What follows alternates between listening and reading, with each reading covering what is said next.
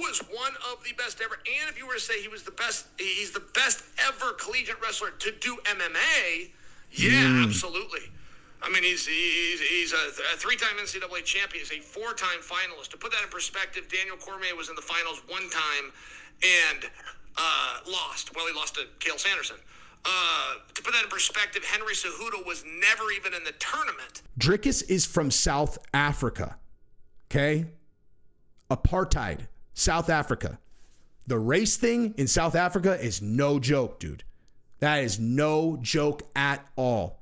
Of any country in the world, when it comes to white and black relations, there is none where it can be a bigger kind of than South Africa because of the history of apartheid.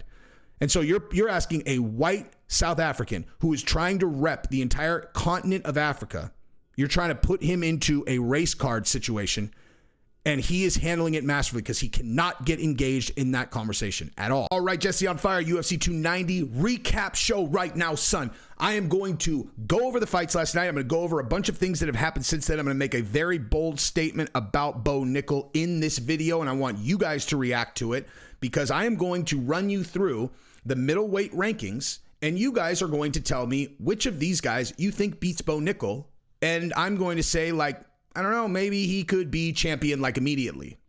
Maybe like immediately. So we'll just go through each one. You know, like, here's how he matches up with this guy. Here's how he matches.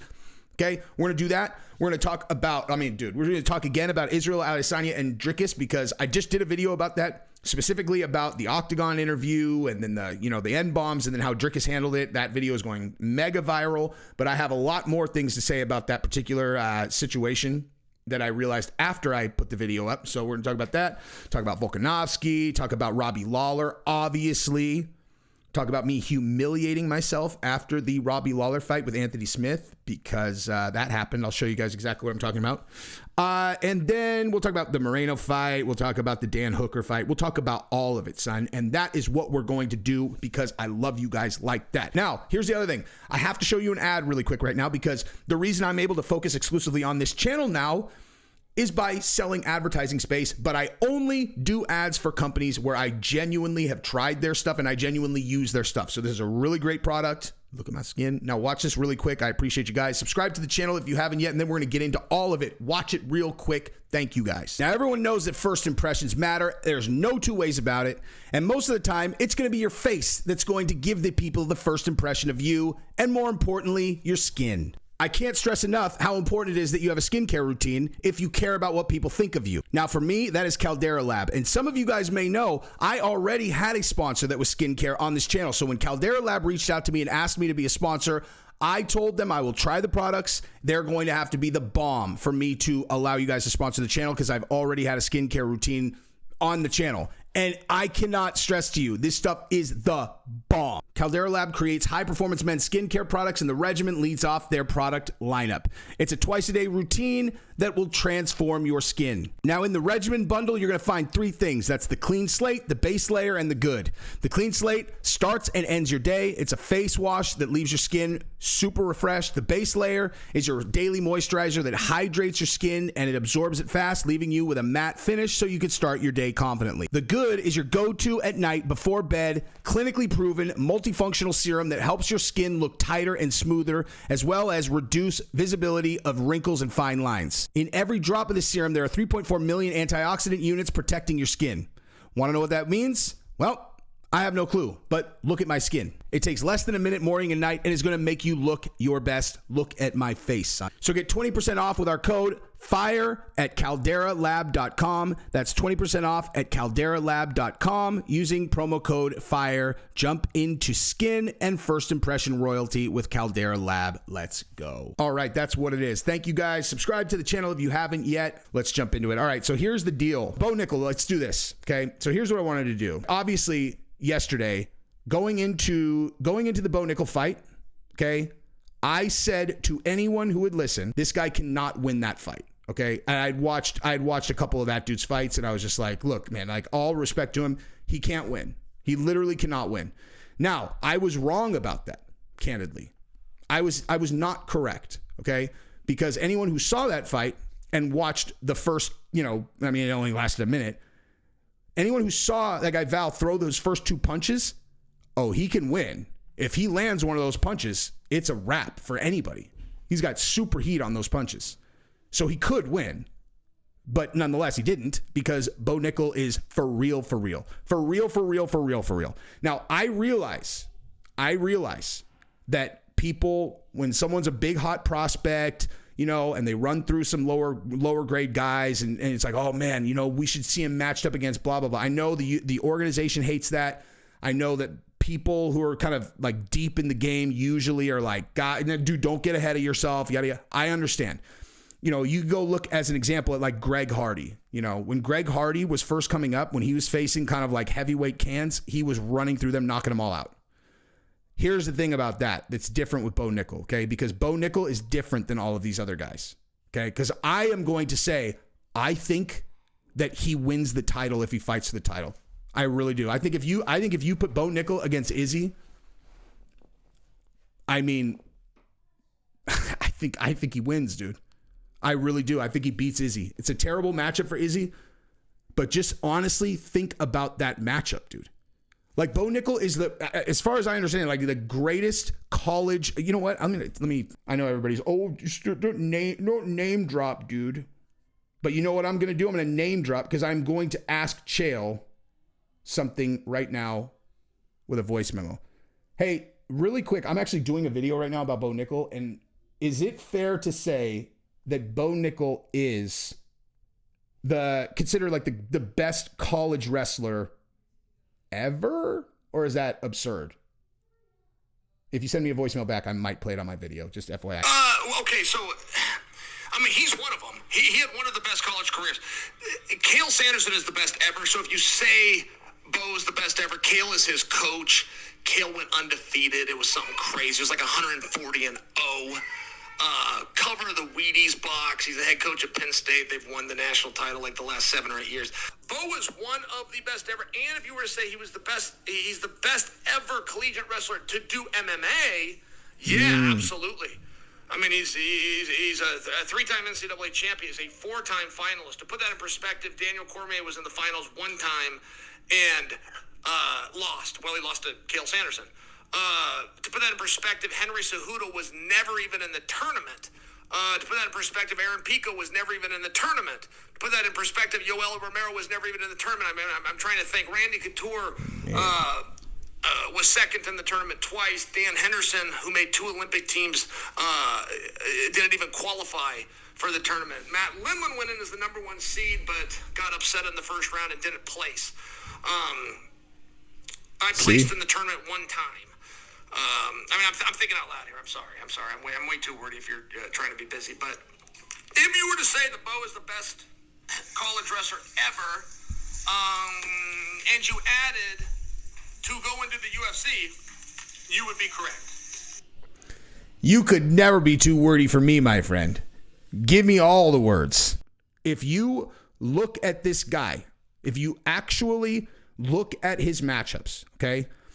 These people he's fighting, of course, are like lower end UFC guys or kind of like, you know, almost in the UFC level guys. And so it's very difficult to go, okay, well, he did this against these guys. What's he going to do against higher level competition? The thing is, just like Khamzat, you can look and go, like, these guys are not they're lower end guys for UFC, but they're UFC level fighters. He is walking through them like they're teenagers. Do you know what I mean? Like you can, when this has happened so consistently where none of these guys can last a minute with him, you can start to go, oh, wow. Like, this is not like some fluke thing. It's not like he landed like 1 lucky punch. It's not even like he has the same playbook every time. The last time, you know, maybe it was this last fight or the fight before that, he intentionally went to his back and locked a triangle. Like the guy's game is ridiculous. It's complete, and he's just getting better. And the reason why the college wrestling pedigree is so important is because it indicates what level of champion that you're dealing with. You know what I mean? Like, it takes a certain kind of mindset to be a person who gets to that level in whatever they're doing. And it seems as though this is very clearly translated to MMA directly. So, like, I mean, I'm being totally serious. Look at his skill set And if he was fighting Israel Adesanya tomorrow, seriously, who would you bet on? Honestly. And I'm not saying that, like, obviously Israel Adesanya is an incredible champion. But Robert Whittaker took him down very consistently in their fight at 271. I was there. Front row. That was the first time that I'd seen Izzy live. That was also the very first time that I had seen, like, I'd been like really like starstruck by a fighter. I'd seen tons and tons of, I've been to a lot of live shows, but that was the first one where like a really big star was fighting. And he is a star, dude. A star. It literally looks like there's like an aura around him of like, I understand why judges go like lean in his direction or John Jones's direction. You kind of look, you're like, damn, dude. But yeah, but Robert Whittaker was able to get him down consistently. Who do you think is a better grappler for MMA? Robert Whittaker or Bo Nickal? You know what I mean? So if Bo Nickal can survive striking just a little bit to where he can get inside and clinch with Izzy, who's going to win that fight? You know what I mean? Seriously. And so let's do this. Okay? Israel Adesanya versus Bo Nickal. Who you guys got? I'm honestly asking. I really want you to put this in the comments. Would you bet, if you had to bet, would you bet on Bo Nickal or would you bet on Israel Adesanya? If the fight happened next week and they were both fresh. Okay? Robert Whittaker. Who you guys got? Who you guys got in this one? This is a tougher matchup for him for sure, just stylistically, because there's not as big of a gap in the grappling. Alex Pereira, who you guys got? Okay? Jared Cannonier, who you guys got? That one's tough. That's the first one that gives me pause, where I'm like, oof, that one gives me pause, because Cannonier will whip his ass on the feet, I think, and the grappling, it's like, Bo Nickal's going to have a grappling advantage on anyone that he fights, but Cannonier is so strong. He's so strong. And again, dude, we have not seen Bo Nickal up against someone really strong, like in a pure grappling match. It's not even close, right? But Cannonier might be strong enough with enough technique to keep it standing, in which case he could probably win. Marvin Vettori, what do you guys think? Right? Costa, that's another pretty tough one. Now, again, these are just stylistic matchups. I'm not saying that these guys that I think are tougher fights for Bo would beat Izzy. You know what I mean? This is like, styles make fights. Strengths against weaknesses. You know what I mean? Strengths against weaknesses. Who has Israel? You know what? Let's do this. Let's just do this. I told you we're doing long form today, right? So you guys tell me. So we're going to Israel Adesanya. Okay. So Israel Adesanya, Alex Pereira, Jared Cannonier, Robert Whittaker, Marvin Vettori, Jan Blachowicz, who he lost to because he was able to take him down. Paulo Costa, Yoel Romero, Robert Whittaker, Gastelum, Anderson Silva, Brunson in 2018, Brad Tavares, Marvin Vettori, Rob Wilkinson. Who has Izzy fought that has a wrestling or grappling pedigree that is even in the stratosphere of Bo Nickal's? Okay, Yoel Romero, but does Yoel Romero use his grappling? Did he even try to use his grappling at all? No. So it doesn't even matter, right? So the answer is no one. No one. And again, I'm not saying for sure that Bo Nickal would win. I'm saying if I had to bet, I would bet Bo Nickal personally. And I am a huge Izzy fan. I told you guys, dude. UFC 2, after the Miami show, I'm never rooting against Izzy ever. I'm just talking objectively, stylistic matchup. I like Bo in that fight. And so we go back over here. You guys tell me, am I out of my mind here? Do you guys think I'm crazy saying what I'm saying right now? I think I'm on solid ground here. That anyone that I'm looking at in the top 12, Bo Nickal he's tough, dude. He could potentially win all 12 of those fights, in my opinion. Now, the UFC's not going to make those fights right now, but do you know what I'm saying? So I used to want to see him fight Hamzat. I don't now. Now I want to save that fight. I want to save that fight. Save that fight. Get Hamza. I mean, I know they're talking about doing Hamzat at 294 with Kamaru, which I think is a mistake now. Now, don't get me wrong. I really want to see that fight. The only reason I say it's a mistake is because I think Hamzat should come over to 85. My opinion. Because for the same reason I think Bo Nickal runs through this, has a really good chance of running through these guys. Exactly the same. Exactly how I just, like the way that I just laid this out, like, insert Hamzat Chimaev for anyone that I like. Bo Nickal for every single breakdown would be exactly the same. I was up till 2:30 last night, clean as a whistle, because I drank the Beneve products that Gabrielle and I hustle. The link is in the description. I can't stress this enough. That's the first time where I was like, normally if I have to stay up till 2:30, just being totally honest, I'll take an Adderall usually. That's the kind of thing that I use Adderall for. Now I don't. The Beneve is that good and that clean. The link is in the description. I cannot stress this enough. Like, I can't be like, you're legally not allowed to be like, it's like legal Adderall. What I can say is I personally would have taken an Adderall last night. I just used the Beneve products, clean as a whistle. They are so strong and so dope. Best legal thing ever. They come in a stick. If you try them, I cannot stress this enough. Start with half. I cannot stress enough. Start with half.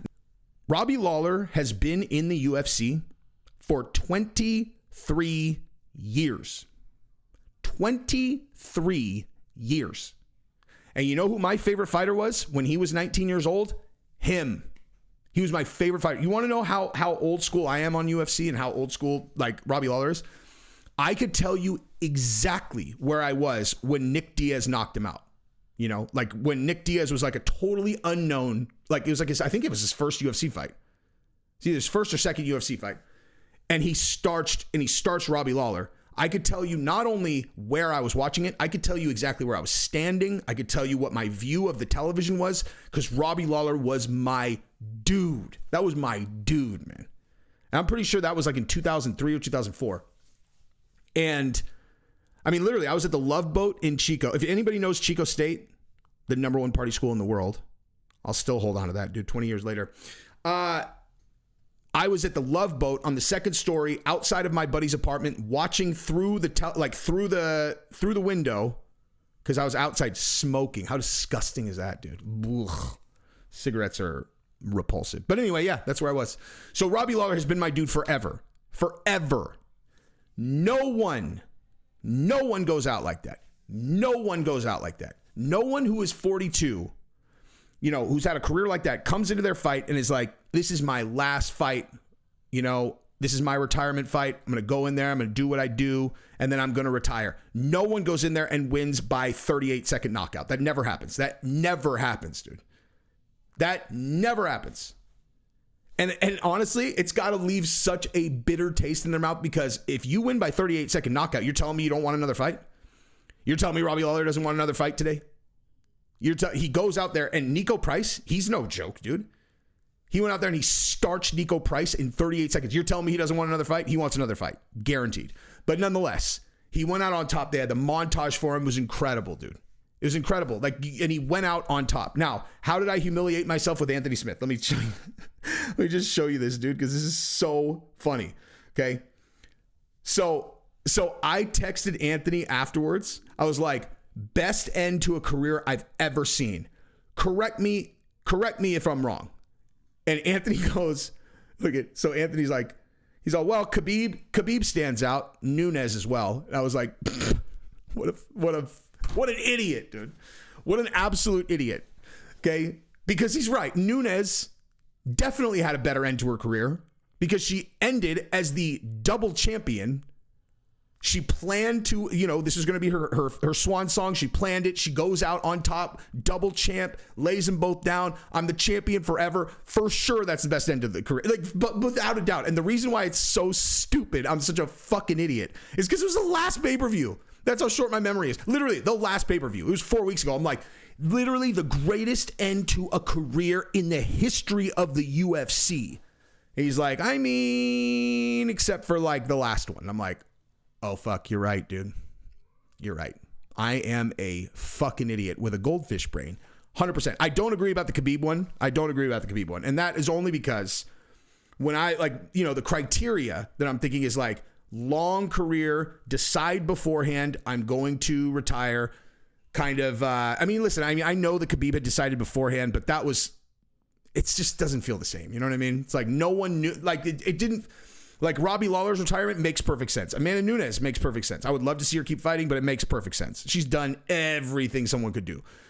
Khabib had, I mean, no one expected it. It came out of nowhere. It felt incomplete. Now, I'm not throwing rocks at Khabib, obviously. You know, he retiring 29-0, lost one round. Incredible. But just in terms of like a bow on a career, I think it goes Nunes, Robbie Lawler. But given that I said Robbie Lawler best ever, and all he had to do was go back 4 weeks to be like, nah, there's probably a better one that I'm just forgetting. But I thought that was hilarious that I literally forgot about the one last pay-per-view. Anywho, so yeah, that's what it is. Congratulations, Robbie Lawler. Incredible end to the career. I thought it was really moving how he's such a stoic guy. Like he's never, you know, there are guys who, there are like certain guys who are really good on the mic. There are guys who are really bad on the mic. There are guys where it genuinely doesn't matter, right? Like there are guys where it's really weird, right? Like there's this weird little like niche where the way a person fights supersedes their need to speak on the microphone. I mean, anyone is obviously going to benefit from being vicious on the mic. That is obviously goes without saying. But like Stipe, as an example, if you look at his career, it makes no sense that he's not a draw. I mean, it makes no sense. The guy knocks everyone out. He's the heavyweight champion over and over and over, and he wins like the second DC fight. You know what I mean? Like, think about that. Think about that actual fight. He got knocked out in the first round in the last one. He comes out, he's getting beat, and then he figures out, he's like, oh, I can just step in left hook to his body, and he just beats it up, and then just takes it from DC, beats him down, knocks him out. Next fight, incredible. I mean, like, his fights are so exciting. How is he not a big draw? And it's just his personality is just like, he's just not built for the microphone. You know what I mean? It is what it is. And there are lots of other people like that. But Robbie Lawler is equally not built for the microphone. He's equally not as built for the microphone for Stipe. But the thing that's different about Robbie Lawler, and the reason why it's never mattered, is because his personality comes out in the octagon. It comes out in the octagon. Do you know what I mean? That's why the microphone is so important, right? There's two sides to it. One is selling a fight like Izzy did with Dricus Duplessis, and obviously we're going to talk about that extensively shortly. But the other side is people identifying with the fighter themselves, or like finding something where they have like an emotional connection to the guy. And so if you're a guy like Stipe, again, he's a perfect example just because as a fighter, he's incredible, dude. He's, top 2-3 heavyweights of all time. Easily. And yet, he fights very, very composed, very stoic. He doesn't show any personality while he's in there. He just goes in and takes care of business. And I think that him hearing this, he would consider exactly what I'm saying. He'd hear this and he would consider it a compliment. You know what I mean? Like I'm not talking shit about him. I'm literally just talking about the connection between fans and the fighter. And Stipe went in there and stoically took care of business always. Showed no personality. And then you get on the mic, same thing. Robbie Lawler, you see, they're like, how do you feel right now? The guy is choking down tears. You know, you could see it in his face. He's watching the screen. You know, it was honestly like an incredible moment to watch, both as a fight fan, because who has earned it more than him? You know what I mean? But simultaneously, it was very interesting as a student of this side of the thing to see, like, look at the emotion he's feeling. You know what I mean? Like, you can see it. He's like, he's crying. Robbie Lawler is crying watching this. Understandably, of course. Nate Diaz was crying after the Tony Ferguson fight. They had to choke it down. And then it's like, how do you feel right now? And as soon as he's talking, it's just like all that emotion is just gone. It's like, he's like, man, I couldn't have done this without my team. There's just the certain type of personality where public speaking and how they feel is disconnected. Not even disconnected. It's like they can't do it. Do you know what I mean? They can't do it. And just to use myself as an example, because listen, like, I think it's just objectively obvious that like I'm pretty good at this, pretty good at talking on the microphone. And the reason for that is because I can't disconnect them. I can't talk and disconnect how I feel. It's like I say words, I move my hands and my face, and you know exactly how I feel. You know, it's like I am literally sharing exactly how I feel about a thing as I'm talking about it. And for a lot of people, those two things are totally disconnected. They feel one thing, they talk. It's like you're not sharing that with anyone, you know. But again, with Robbie Lawler, when he fought, you got to see exactly who he was. You know, I used to love that so much, dude. When he was like 19, 20, and he would like get hit and he would scream. He'd be like, rah! That's why he was so popular, even though he had no mic skills, you know. I love that guy. I'm glad that he went out the way that he did. I will bet you $1 billion, $1 billion that right now what he is thinking about is who he's going to fight next. You know, retired from the UFC. He's taking it. I literally, I would bet my life he's going to fight again. Probably not in UFC. Like maybe he does a boxing match or whatever, but he's going to fight again. It's in like, how are you going to go out on that fight? How? 38-second knockout? You're just like, all right, I've done what I've had to do. It's like, no, dude. He's going to box if UFC will let him, which I'm sure that they will. So, yeah, that's the Robbie Lawler story. All right, so moving on to Bo Nickal, okay? Moving right along. You know what? Let's talk IZZY and Dricus really quick, okay? So I already talked about this in the other video, so I'm going to try not to rehash the things that I talked about. If you haven't seen it, the quick version is IZZY going into the octagon and being like, what's up now, N-bomb? What's up now, N-bomb? Like I said in the other video, I really wish that I was like 30% black so I could just actually say the word because it sounds much cooler, you know? Like if I could say it, it would be much better for the video. But, oh, what's up now, N-bomb? What's up now, N-bomb? And I'm like, again, Dricus du Plessis said he will be the first real African champion. Okay. Now I thought at the time, before I really understood his personality, that he was baiting them. I really thought that he was doing it on purpose. Like, because obviously you knew that, you know, is he gonna, I'm not a real African, you know, like the black guys, oh, I'm not really African. I thought he was baiting them and I thought it was really smart. And now I realize after watching his interviews, that's not what he was doing at all. He was making the point that he still lives and trains in Africa. And the reason that's important is because there's a reason why no one still lives and trains in Africa primarily is because there aren't good enough fight teams to make you championship caliber, at least not very many, right? Kamaru lives in the United States. Obviously his family lives here too, but like he lives because he trains in the United States. Francis, best example, lives in Vegas and trains out of Extreme Couture because it's an elite world-class fight team. There isn't one in Cameroon. So when Dricus is saying he's going to be the first real African champion that still lives and trains, that is important. That means something. That's not just a throwaway line, dude. Okay? Africa is a landmass. It's a continent. So him saying that is not just like, it's true. And it matters. That's the thing. It matters because it doesn't have any, in all honesty, it's like one of those things that you know people are going to take wrong, but it actually doesn't have anything to do with race. Nothing. It has nothing to do with race at all. Zero. And that's it. And Dricus didn't mean it that way. Okay. Now, so it's important. Now, IZZY took it, this cracker saying I'm not. I honestly can't tell if he is actually this pissed or not. I really can't tell, you know. And the reason why I say that is because I want to give him enormous kudos on this dude. This fight is going to be huge now. I mean, really huge. Like, this is going to be a huge fight. This conflict, and I can tell you, want to know how I know that? I'll tell you exactly how I know that, okay?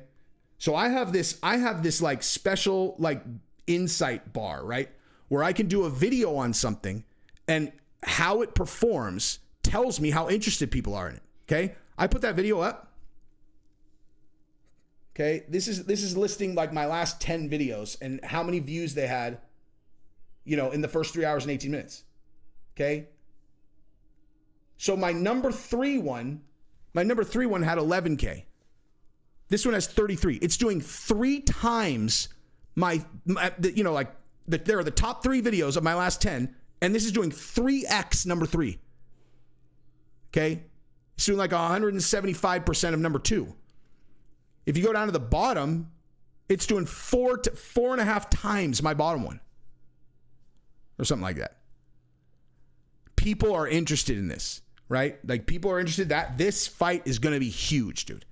And here's the reason that I want to, or why I bring this up is because at the end of the day, it doesn't matter whether he's actually angry or not. His job is to promote fights. His job is to promote fights, get as many people watching and interested as possible, and he is doing an exceptional job. This entire narrative is 100% Izzy. Izzy drove this entire thing. Duplessis just said a thing, a meaningful thing. But he said a meaningful thing meant to, like, you know, he wants to get the whole country behind him. That's so smart. Conor did it. You know, like these two, my end game here is these two guys are incredible dance partners. Incredible dance partners. Incredible dance partners. You got Dricus, who is trying to garner potentially his entire continent. Anyone who doesn't get caught up in the race thing, he's trying to get everybody behind him, get him on his back, just like Bisping did in the UK, you know, Conor did in Ireland, etc. That works. Moreno does in Mexico, etc. Like that works. He's running that game. And Izzy comes in on the flip side and turns it into a race war. It's like these two guys are beautiful dance partners. Beautiful. Because it's going to be a huge fight. Huge. And so whether Izzy is actually mad or not isn't relevant as it relates to the fight game. Now, it is relevant, though, as it relates to his mindset going into this fight. Fighting angry, not good for most people, you know. If Izzy really is angry about this, and I actually didn't say this in the other video, it can, in my opinion, it can only come from some kind of like, I don't know, like Dricus, he like struck a nerve there, dude. You know, he struck a nerve. Now, obviously, Izzy is Nigerian. I mean, I assume no one wants to argue that point. He's obviously Nigerian, which makes him African, of course, right? But he doesn't live there. He does have that content out that really bit him in the ass that Guru showed with the, in my heart, I'm Chinese. But again, he's playing the game.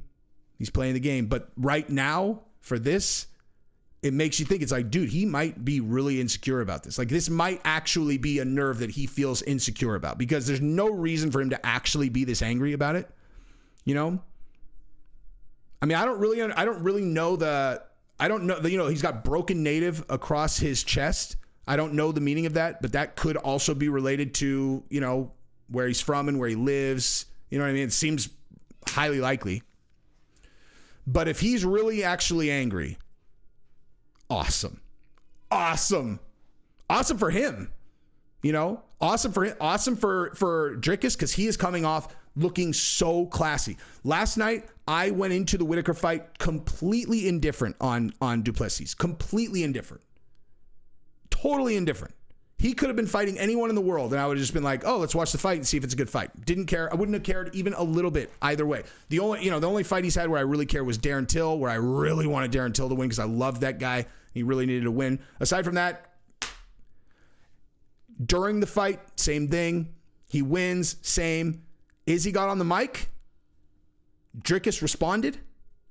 And I was like, wow, he handled that really well. Where he said like, something like, I'm African, but you're no brother of mine. Very, very, very well, you know, well played for that situation. Really well played. Classy. He doesn't engage in the race thing at all, you know. And then he goes backstage and he gives his interview. And, you know, I showed this in my other video. I can't help myself, dude. It's just like, oh, sorry. This is Red Pill. Let's see if he has the interview in this video or not, or if he's just talking about it. Looks like he's just talking about it. But anyway, yeah, I mean, oops. But yeah, so backstage in his interview, Dricus is just like, if you want to act like a clown, you know what? Just watch my other video about this if you haven't seen it. He handled it masterfully. And he made a fan out of me, is my point. Like, I'm a fan of Dricus now. It doesn't come at the expense of me liking Izzy. I just really like Dricus now. I like them both. I think Dricus is handling this. He couldn't be handling this better, honestly. He comes off like such a stand-up dude. He's like, I'm just not going to engage in things like that. He wants to act like a clown. He's calling himself a champion. He's not a champion as a man. He might have a belt, but he's not a champion as a man if he's behaving like that. And I will not play that game. Not that one. I was like, damn. And you could tell he means it. Like, he really means it. He's from South Africa. Okay. That's something, man, I'm an idiot. I can't, how could I have forgotten to put that in my other video? I got to remember to put this up front. Man, that's embarrassing. Dricus is from South Africa, okay? Apartheid, South Africa. The race thing in South Africa is no joke, dude. That is no joke at all. Of any country in the world, when it comes to white and black relations, there is none where it can be a bigger kind of than South Africa because of the history of apartheid. And so you're asking a white South African who is trying to rep the entire continent of Africa, you're trying to put him into a race card situation, and he is handling it masterfully because he cannot get engaged in that conversation at all. And he's not only not getting engaged in it, he's doing it in a way that demonstrates his character. He's made a fan out of me. That's all I'm saying. He's done an incredible job, and IZZY is selling this fight like a stone professional. So I'm very excited to see it. I can't wait, and it's going to be huge. All right, so that's what that is. Now let's talk about Dan Hooker really quick, because from the moment that Dan Hooker ate that head kick, right? Like from the moment that head kick hit him in the grill and he clinched up, I, from that moment on, was rooting for him psychotically. Like I wanted him to win so bad after he ate that kick, dude, where I was like, I mean, he's just getting beat, dude. He got beat in the first round. I know the number, like the strike count didn't look quite, if you didn't watch the fight, strike count didn't look like it was that big, you know, like that different first round. But if you were watching the fight, he like Hooker was not winning, you know, he wasn't winning. Turner was definitely getting the better. Every single shot he landed was harder. You know, Hooker had to work way harder and look kind of, you know, it's just like he clearly lost the first round. And then he takes that head kick in the second round. Everything's looking bad.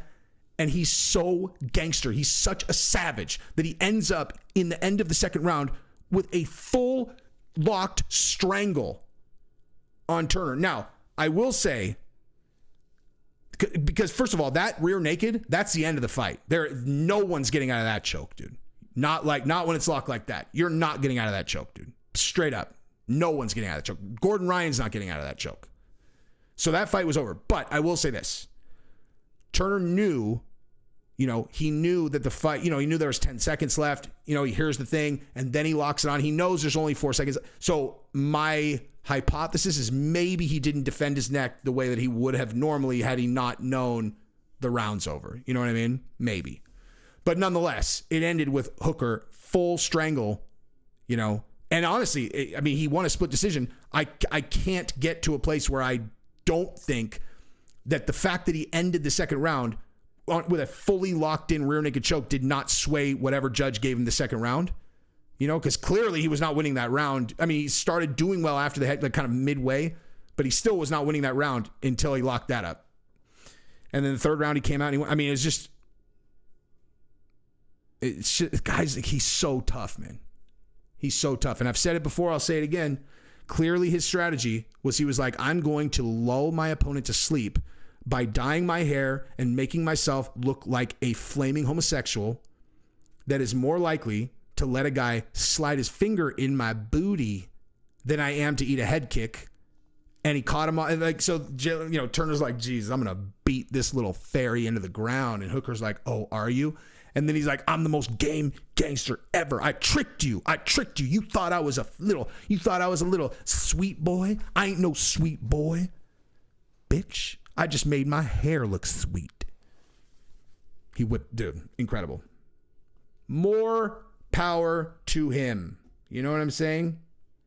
And then, honestly, on the Moreno fight, I honestly don't have a whole lot to say about that other than that it was just an incredible fight.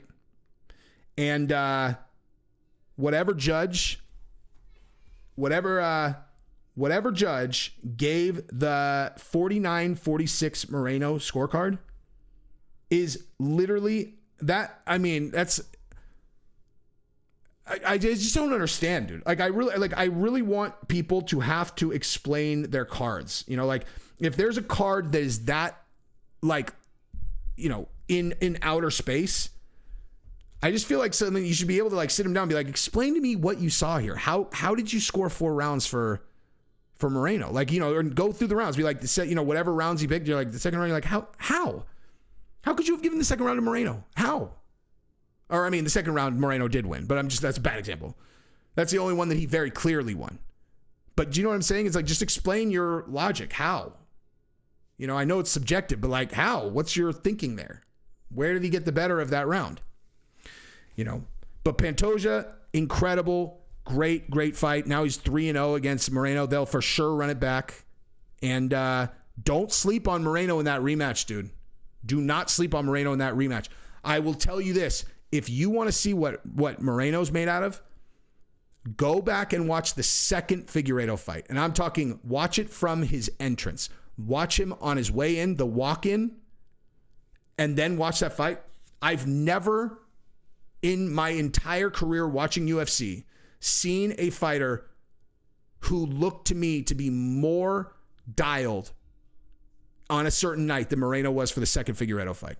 From the second he walked in, all the way into the fight, and then in the octagon, the whole entire performance was just like, wow. That is the most locked in, confident, incredible performance I've ever seen.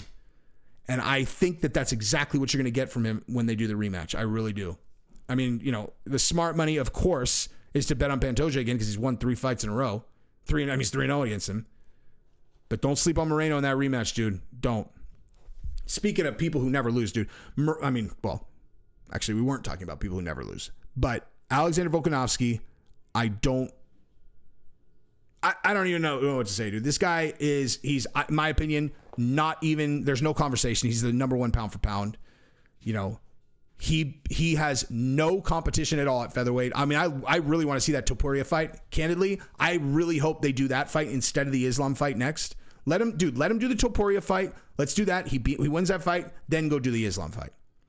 But I did hear that Oliveira is saying that he's not ready to fight yet, and so he'll wait. You know, which, you know, it is what it is, dude. Like, that's what he said last time. You know, that's what he said before this last fight. He said he didn't want to fight yet. He wasn't ready, and he took his time, and look at what came back. You know, the guy's got his own process. Let him run the process. Clearly, his process works, you know.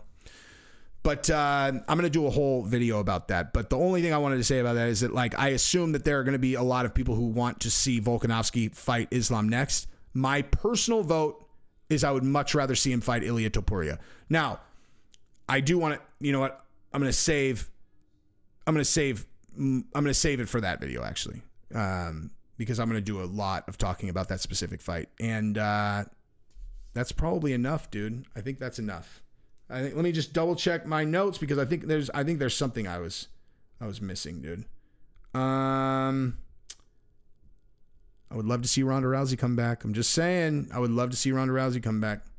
The only other thing that I forgot to touch on was in Dana's press conference, how he said someone asked him about Mexican fans, and he was like, dude, he's like, the Mexicans support Mexicans. He's like, it's just bottom line. Mexicans support Mexicans. They have an incredible culture. And like, I want to, being a person who has gone to so many shows, I want to throw myself on top of that and say, Mexican fans are incredible, dude. They're incredible. They're so supportive of their people. And it's like,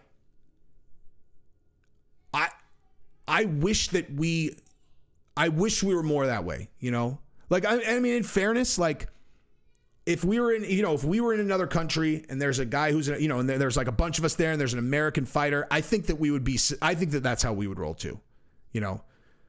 But man, I mean, listen, dude, I've been to so many shows. Anytime there is a Mexican fighter on the card, the crowd, you find out how many Mexican fans are there because as soon as they come out, it's a whole, like, they go crazy.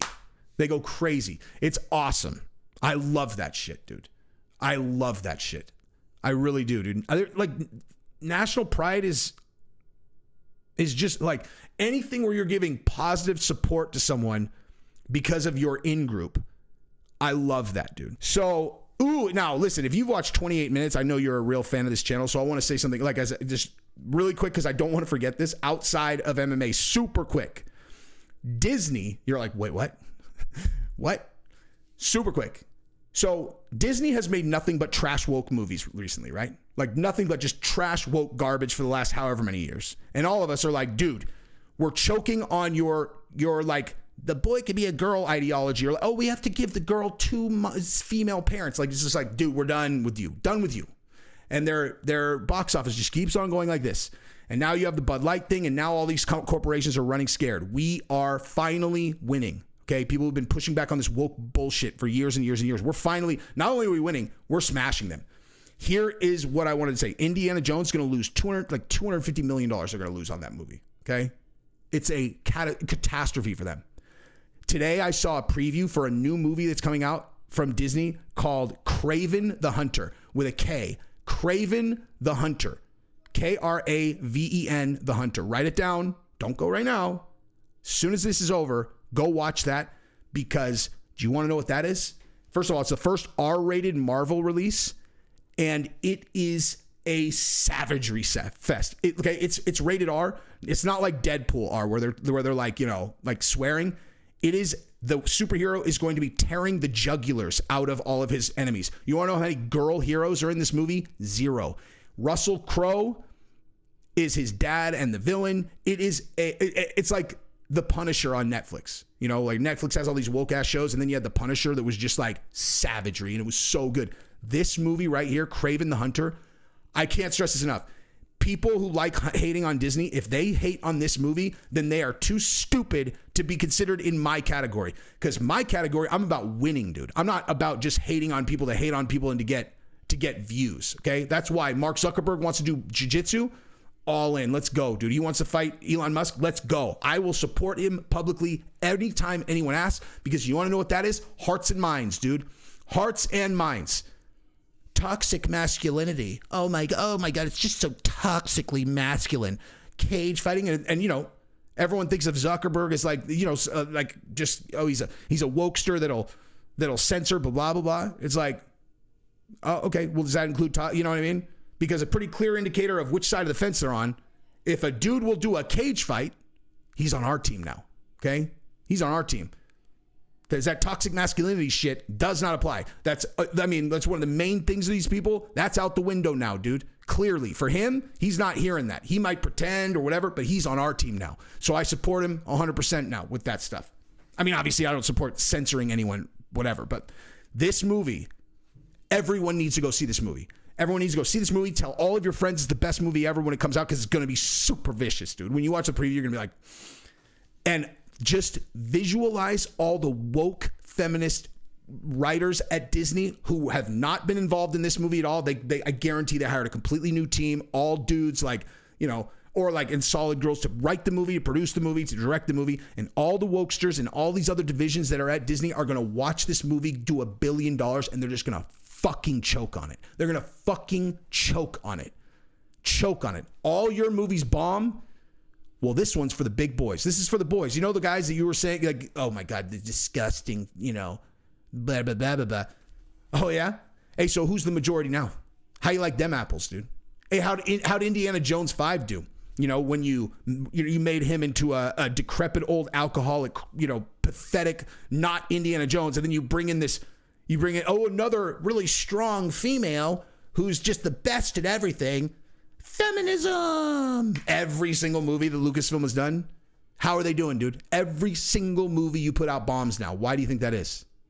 And so they finally are like, all right, let's go back to like what we were doing with like Iron Man, you know, except way more hardcore. Iron Man, except rated R, tearing jugulars out of people. And let's see how that goes. Let's see how it goes.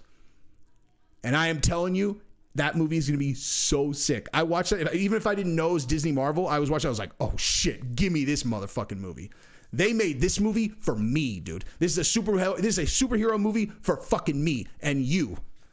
So let's go. We should all go see it together. Every single one of you guys. Let's go fucking 10,000 deep. We'll just bombard the fucking theater. And we're like, you don't have 10,000 seats? You know, we'll go in with like sickles and shit. Like, just go in with like ARs. We're like, what? I mean, we're here to protect you. Right? Because The world's ours now. That's a joke. That's a fucking joke. Okay, it's a joke. I was joking about the ARs. Okay, it was a joke. It's a bad joke. Terrible joke. But we should all bombard. Anyway, that is what I've got. That is what I've got. What am I forgetting? I don't know. What am I forgetting? Nothing. Love you guys. Peace.